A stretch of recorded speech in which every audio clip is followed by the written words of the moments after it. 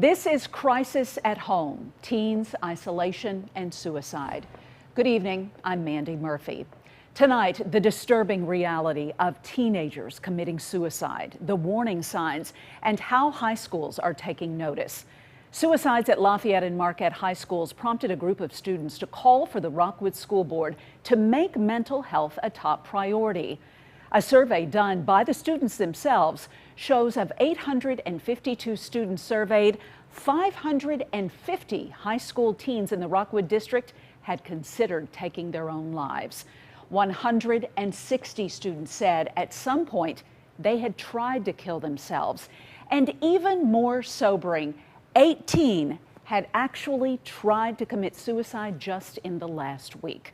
Throughout this special tonight, we will have a number to text or call if you or someone you know needs help right now.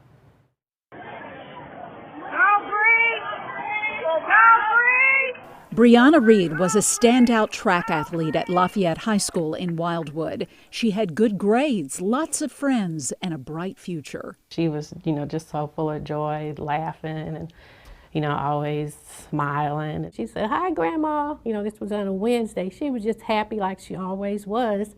That Friday, she was gone. There was nothing that, that she indicated that this was going to happen. My daughter, Brianna Reed, she was 17 years old, and she took her life. Brianna wasn't depressed and had never tried to hurt herself. In my mind, I keep replaying it, and I'm like, man, did I miss something? I guess, everything was just hidden. She kept it bottled up inside of her. Our lives will never, ever be the same. It's just so hard. Brianna's family and students tell me Brianna was one of possibly 4 students at Lafayette and Marquette high schools who committed suicide in the last year and a half.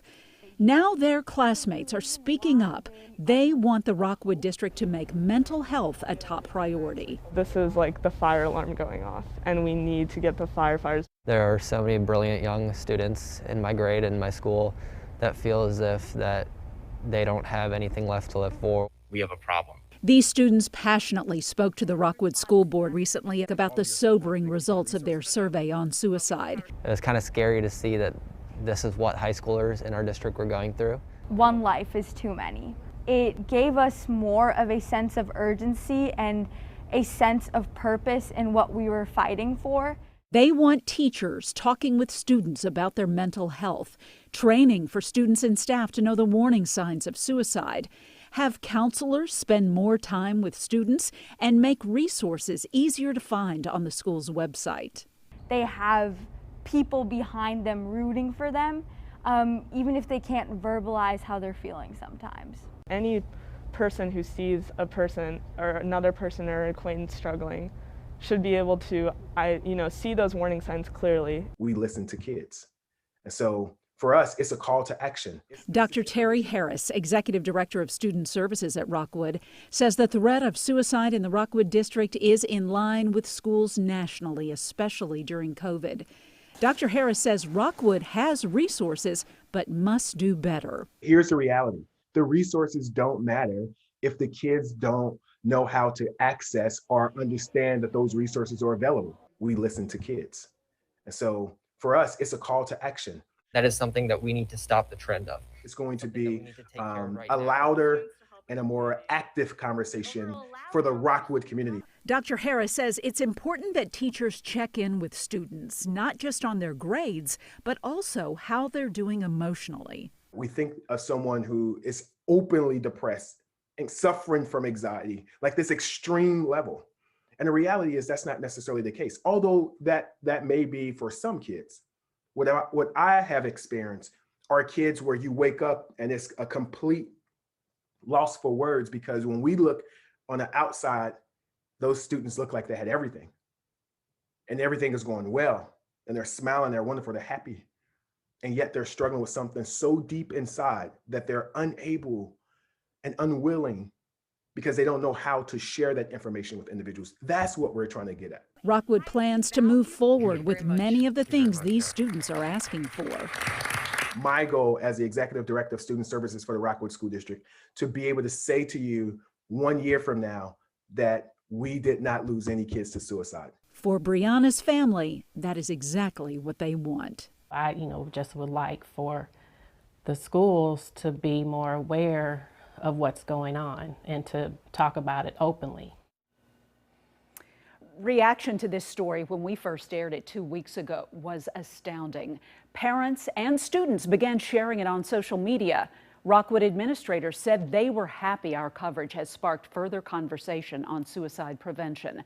The principal at Lafayette said it has led to more conversations among students and staff about mental health. And another positive outcome for Rockwood schools. The district has scheduled 16 training sessions with a group called CHADS. CHADS Coalition for Mental Health is one of the leading suicide prevention programs in the St. Louis area. Dr. Shannon Ferris and the CHADS program worked with Rockwood schools in the past. Now, training for students, teachers, and parents is becoming a top priority. Dr. Harris reached out to CHADS and wanted a conversation in how to move forward to get more of the parents, the community on board with normalizing this conversation. CHADS will offer 2 meetings a month for parents and trusted adults starting next month. This can be a normal conversation, and it should be, not a one-time event. I asked Dr. Ferris about his reaction to the survey done by the students themselves, showing the large number of students who had considered death by suicide, especially the ones who had tried it. It's heartbreaking. It's a reality check that even those of us in this business of educating, raising awareness, normalizing the conversation. The CHADS program has been stunted by the COVID pandemic, but it is marching ahead virtually. Coming up, we'll walk you through the CHADS program and how it is impacting lives in schools across our region.